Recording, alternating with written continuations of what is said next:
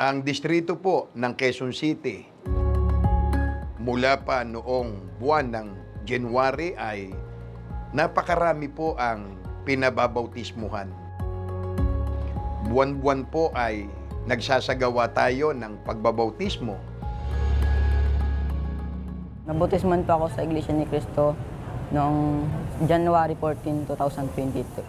Sa edad na 14, kinakitaan si Jet ng paghahangad na lalo pang makapaglingkod sa Diyos. Gusto ko po talaga agad gawin po na magkaroon po ako ng tungkulin. Naging aktibo rin siya sa gawaing pagpapalaganap. Gusto ko rin po makatulong sa mga gawain. Pagkatapos po ng bautismo ko, nagkaroon po ng malaking pamamahaya. Ang una-una ko po naisip nun yung mga kaklase ko po at mga kaibigan. Nandito po si Carl Viviante po, ang una ko pong inanyaya. At ang kapatid niya po na si Kerr Viviante. Gusto ko rin po silang mabautismuhan sa Iglesia ni Cristo para po makasama rin po sila sa kaligtasan. Nagpaalam po kami sa mama ko. Sama po si Jet. Pinayagan po ako. Nang makilala niya ang mga magulang ni Kurt at Kirby, sinikap niya na sila ay maimbitahan.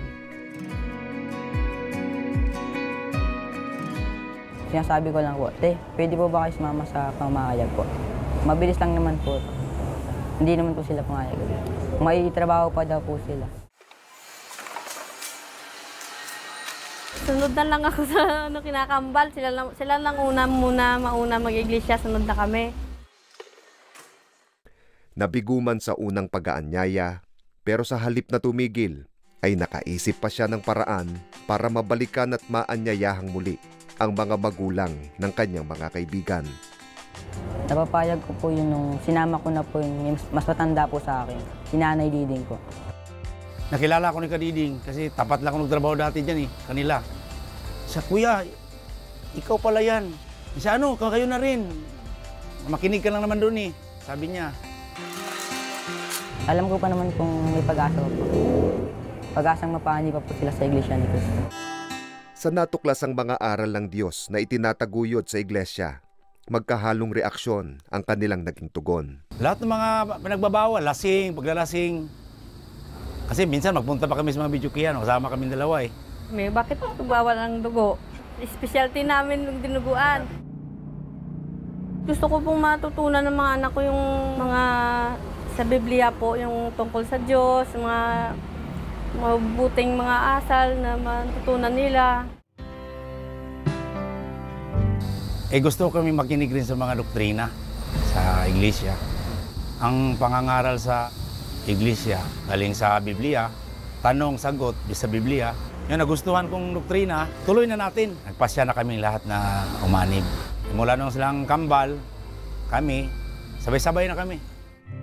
Nang nagdesisyon na ang pamilya na magpatuloy sa pagsusuri, hindi nila naiwasang makaranas ng mga pag-uusig. Kahit sa pagtitiis, pagod, makasama ko, inuusig pa ako So dinuguan, kain ka? Yung driver ko, inuusig ako. So nakailan ka ng reliyon? Yung panganay ko, naging member po siya ng Christian. Bakit umanib ka pa dyan sa iglesia? Matindi yung sinasabi sa kanya. Sa maraming pinagdaanang hadlang sa pag-anib sa iglesia, iisang palaging panalangin ni Jet para sa pamilya Behante. Panalangin ko po, pakingatan po sila para po makapunta po sila sa banal na bautismo. Mahalaga po yun dahil yun po ang kaligtasan. Patawad po sa kanilang mga kasalanan. Dulot ng pagsunod sa mga aral na itinataguyod sa iglesia, natupad sa buhay ng pamilya Behante ang malaking pagbabago.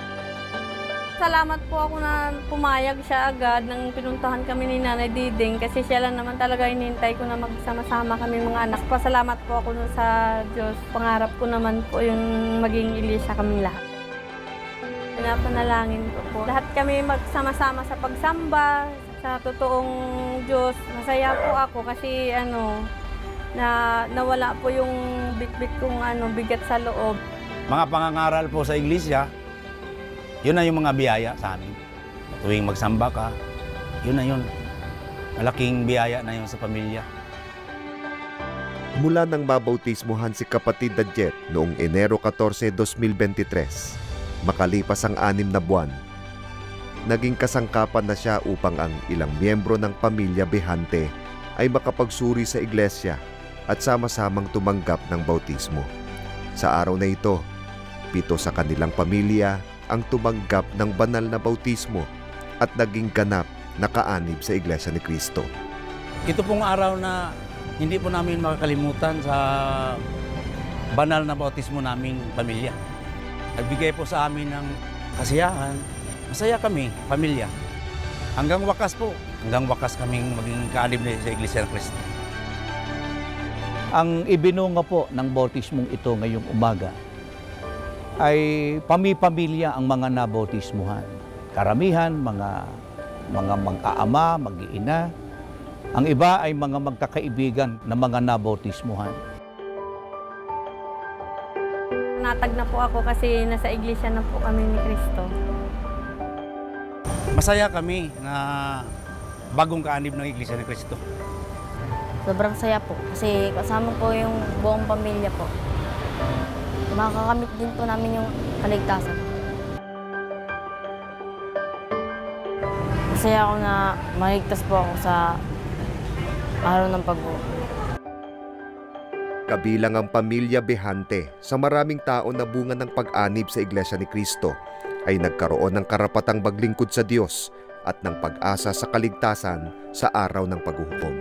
Thank you for watching. Follow for more videos.